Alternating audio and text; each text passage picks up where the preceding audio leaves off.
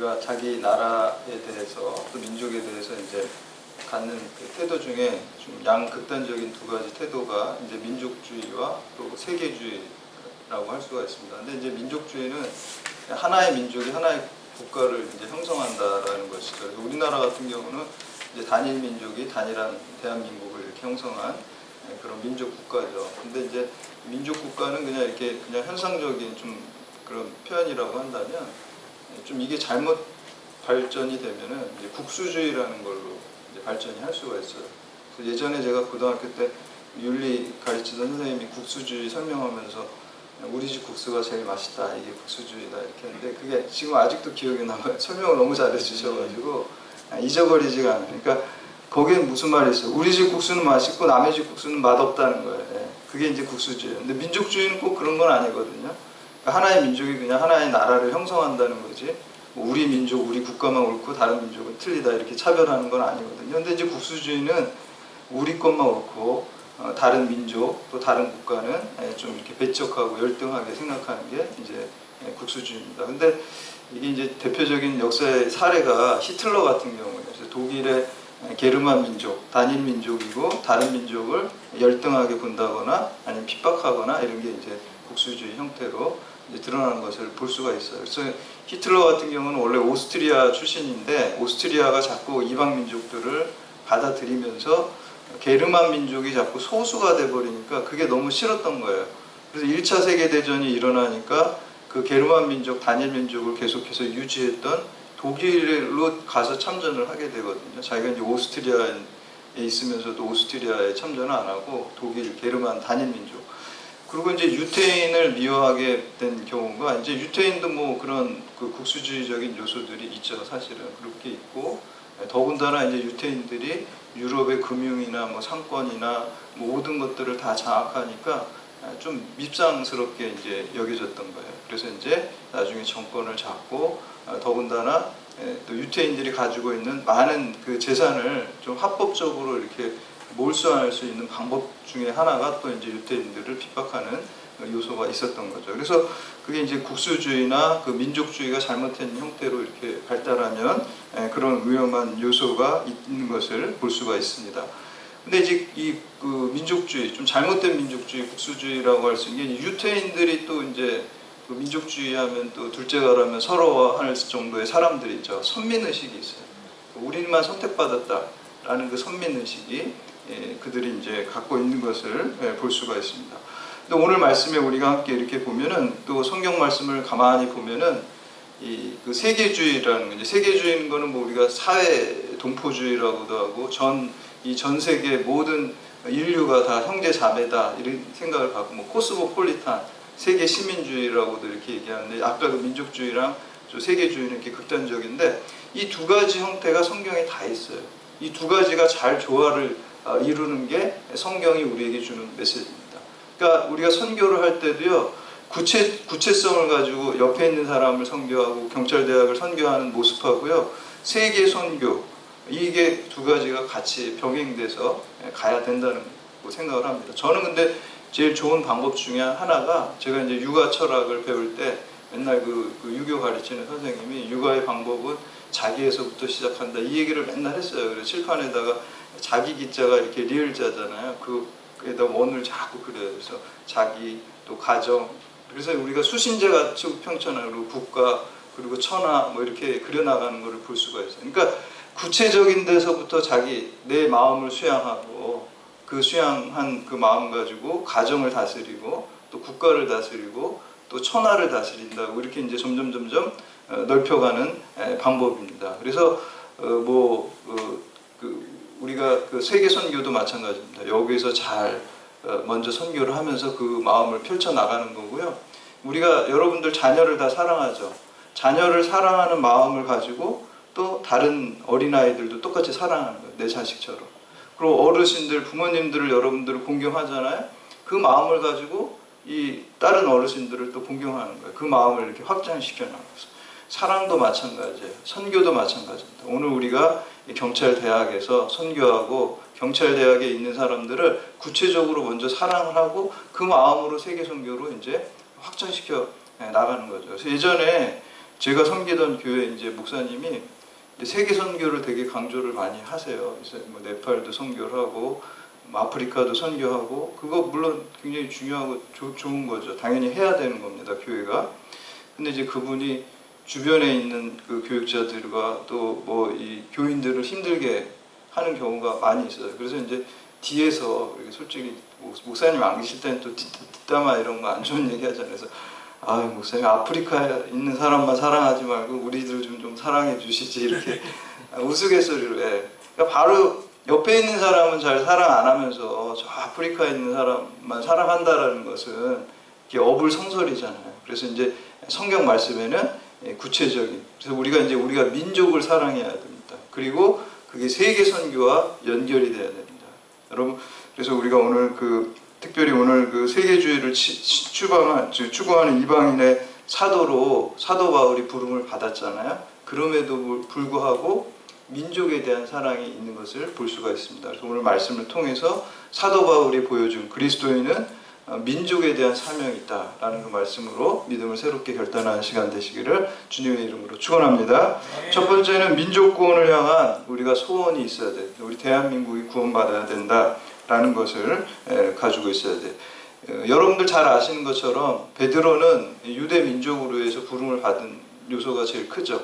그리고 사도 바울은 이방인의 사도로 부름을 받았어요. 그러면 세계주의를 위해서 부름받은 거죠. 아까 그 식으로 얘기를 한다. 베드로는 민족주의적으로 부름을 받은 사람인데, 그런데 오늘 말씀에 가만히 사도 바울이 그 복음을 전파하고 그 세계 선교를 하는 것들을 보면요, 가는 곳마다 비록 지역은 외국이잖아요. 지금으로 터키 지역이잖아요. 소아시아 지역인데 가는 곳마다 찾아갔던 것이 회당이에요. 여러분, 회당은 누가 있는 거예요? 유태인들이 있는 곳이에요. 주로 회당에서 복음을 전파를 했어요. 그러니까 거기에는 주로 유태인들이 굉장히 많았던 거예요.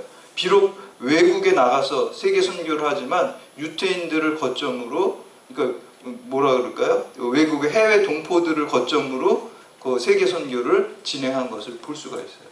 그러니까 사도 바울은 이방인의 사도로 부름을 받았음에도 불구하고 가장 먼저 간 것이 유태인들이 모여있는 회당에 가서 그 민족을 마음에 품고 선교하는 것을 볼 수가 있습니다. 유대인 크리스찬, 그것을 우리가 디아스포라 크리스찬이라고 그래요. 이렇게 바벨론 포로기 때 이렇게 다 끌려가가지고 이스라엘 밖으로 이렇게 흩어놓잖아요. 그래서 이제 외국에서 살고 있던 그 흩어진 디아스포라 유대인들을 찾아갔고, 또 디아스포라 유대인들은 회당에서 모세의 율법 같은 것들을 가르쳤기 때문에 회당 중심으로 해외에서도 모인 것을 볼 수가 있습니다. 로마서는 여러분 전체 16장인데요. 두 부분으로 나눌 수가 있어요. 1장에서 11장까지는 이론편이고요. 12장에서부터 16장까지는 실천편이에요. 그래서 이론편에서는 주로 이제 교리에 대한 거를 다루고 있습니다. 그리고 1장에서 8장까지는 특별히 이제 구원론을 다루고 있고요. 그래서 오직 믿음으로 말미암아 우리가 구원받는다, 이신칭의 이론이 로마서 1장에서 8장의 제일 중요한 강조점입니다. 그리고 이제 오늘 우리가 이제 9장을 시작하죠. 9장에서 11장까지는 좀 더 구체적으로, 근데 유대인들의 구원 문제에 대해서 다루고 있습니다. 우리 1절하고 2절 말씀 함께 봉독합니다. 시작. 내가 그리스도 안에서 참말을 하고 거짓말을 아니하노니 나에게 큰 근심이 있는 것과 마음에 그치지 않는 고통이 있는 것을 내 양심이 성령 안에서 나와 더불어 증언하느니라. 아멘. 우리가 예수 믿고 구원받아서 천국 갈 수 있다는 확신이 있다면 우리에게 어떤 근심이 있어야 됩니까? 근심이 있어야 돼요, 우리한테. 예수 믿으면 근심 없어야 된다고 하지만 또 다른 차원의 근심이에요. 세상의 근심이 아니라 선교에 대한 근심이 있어야 돼요. 내가 예수 믿어서 먼저 구원을 받았다면 혹시 내 가족 중에, 내 부모나 내 형제 중에 예수 안 믿는 사람이 있다면 그 사람에 대해서 근심해야 돼요. 아, 내 부모님이, 내 형제가 예수 믿고 구원받아 천국 가야 되는데, 이 염려와 이 기도가 있어야 돼요. 그리고 그런 걱정이 있어야 되는 것이죠. 만약에 그러한 근심이 들지 않는다고 한다면은 그건 우리가 사명자로 부른 사명에 올바르게 부응하지 않는 거예요.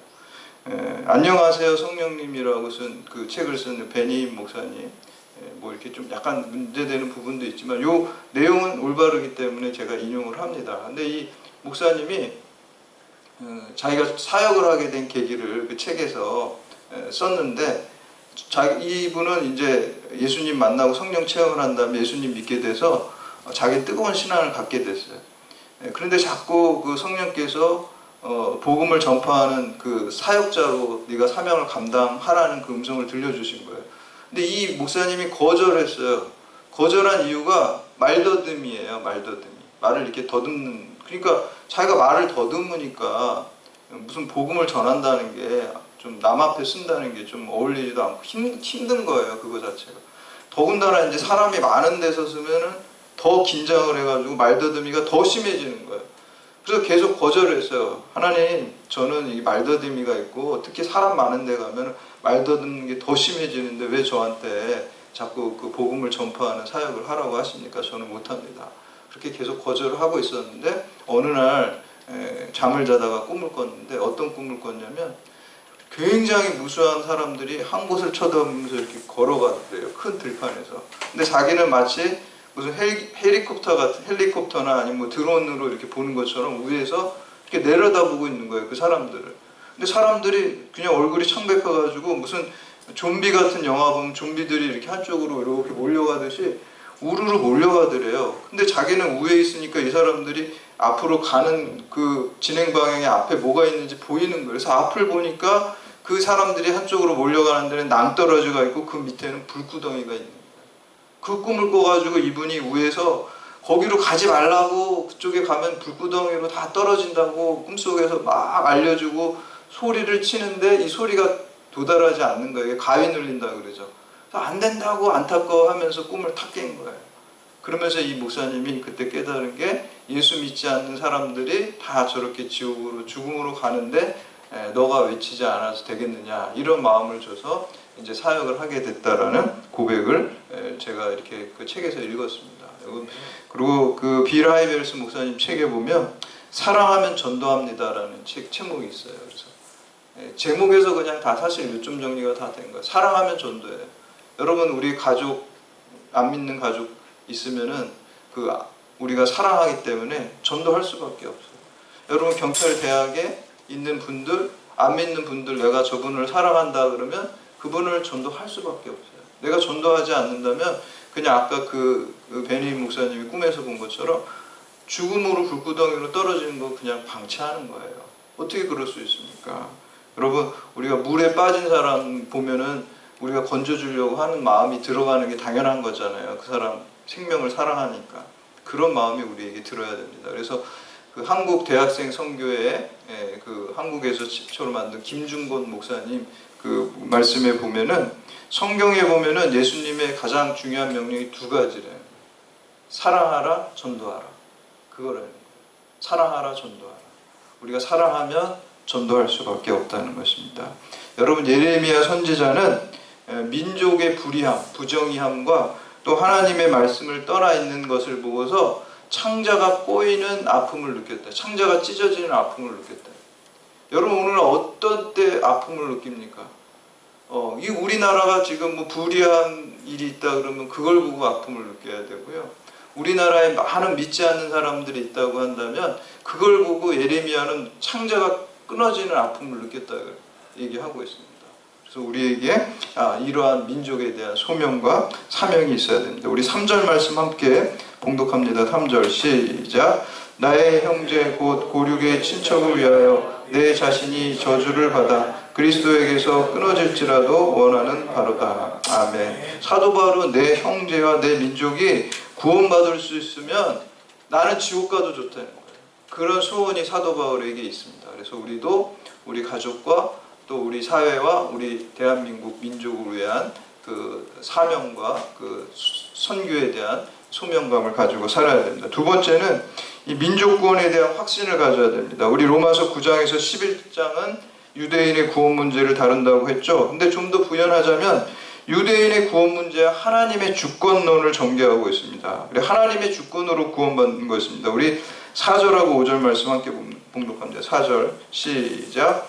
그들이 이스라엘 사람이라 그들에게는 양자됨과 언약들과 율법을 세우신 것과 예배와 약속들이 있고 조상들도 그들의 것이요 육신으로 하면 그리스도가 그들에게서 나셨으니 그는 만물 위에 계셔서 세세의 찬양을 받으실 하나님이시니라. 아멘. 하나님은 이스라엘을 자신의 자녀로 삼으시고 선택된 민족으로 삼으셨습니다. 그리고 하나님의 백성이 어떻게 살아야 하는지 그 도리를 일러준 율법을 주셨습니다. 하나님을 예배할 수 있는 특권을 주셨고 메시아 예수 그리스도를 육신으로 오셔서 유대인으로 오시는 복을 주셨습니다. 그런데 그럼에도 불구하고 유대인들은 예수님을 거절했어요. 훌륭한 선지자라고 생각하지 구원자 메시아 그리스도라고 여기지 않아요. 그래서 유대교에서는 아직도 메시아를 그리스도를 기다리고 있습니다.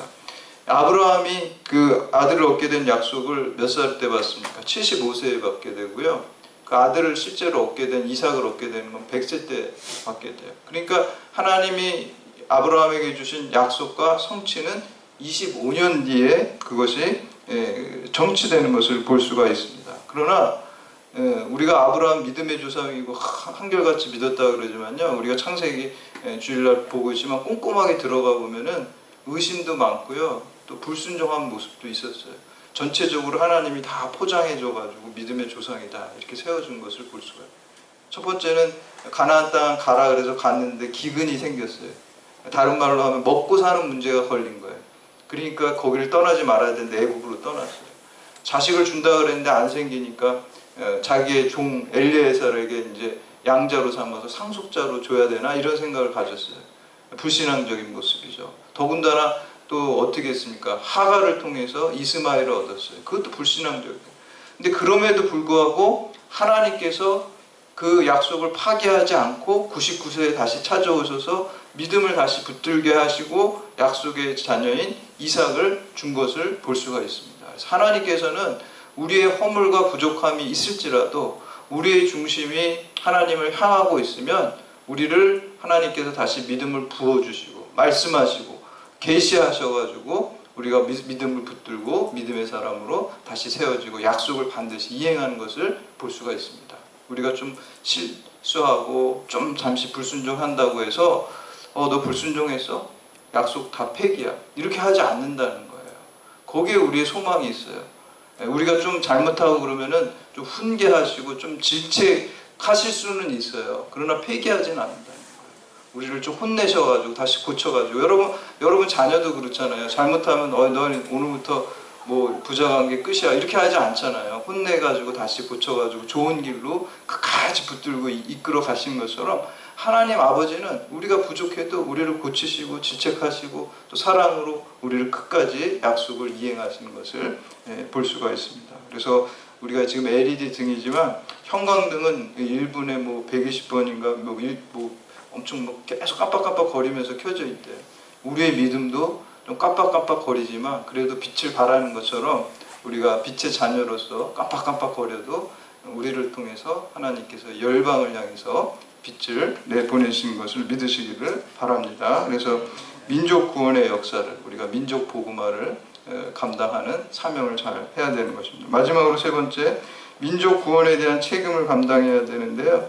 제가 초등학교 다닐 때는 우리나라가 지금보다 훨씬 못 살았어요. 우리나라 뭐 지금 굉장히 좋지만 여러 가지 면에서 경제적인 면에서 민주화적인 면에서 다 우리나라 굉장히 좋은 나라잖아요. 근데 옛날에는 굉장히 못 살아요. 제가 그때 초등학교 때 무슨 생각을 했냐면 내가 나라 택하라 그러면 나는 스위스 같은 데 태어났습니다. 아니면 뭐 미국 같은 나라에 태어났습니다. 여러분 어렸을 때 그런 생각 한 번씩 다 해봤잖아요. 그 생각을 저 아들이 똑같이 하더라고요. 보니까 얘기를 하다 보니까 제가 한 거를 똑같이 하더라고요. 그래서 무슨 뭐 스웨덴이나 노르웨이나 뭐 이렇게 복지 잘 된대. 그러니까 이유가 뭐냐면은 입시 같은 막 공부 안 하고 실업해도 실업 수당 나오고 그러니까 좀 편하게 놀고도 먹을 수 있는 나라가 없나 그걸 이제 연구한 것 같아요. 그러니까 그런 북유럽의 복지 잘 된 나라 이런 데 태어났으면 좋겠다 이렇게 얘기를 하는데 뭐 그런 생각을 가질 수 있지만 여러분 우리가 선택하지 않은 나라 또 부모 여기에는 하나님의 뜻이 있습니다. 운명이 있습니다. 우리의 선교구예요. 이 대한민국. 여러분 대한민국 선택하지 않았잖아요. 여러분 가정을 선택하지 않았잖아요. 거기에 여러분이 가정의 제사장으로 이 대한민국의 민족 복음화의 제사장으로 하나님이 선교구로 파송하신 거예요. 저도 제가 이제 광림교회 가면은 연말에 파송기라는 게 있어요. 파송기란 뭐냐면은 성교구가 많잖아요. 부목사님들, 1성교구 목사님, 2성교구, 3성교구 막 있잖아요. 성교구들이. 그러면은 이렇게 의논하는 게 아니라요. 결정해가지고 담임 목사님 결정해가지고 회의 다 세미나 끝난 다음에 마지막에 파송기 파송하는 거예요. 아무개 목사 1성교구, 아무개 목사 2성교구, 아무개 목사 그냥 거기서 파송하면요. 그냥 그 자리에 그 다음 주부터는 거기로 가는 거예요. 그 성교구로.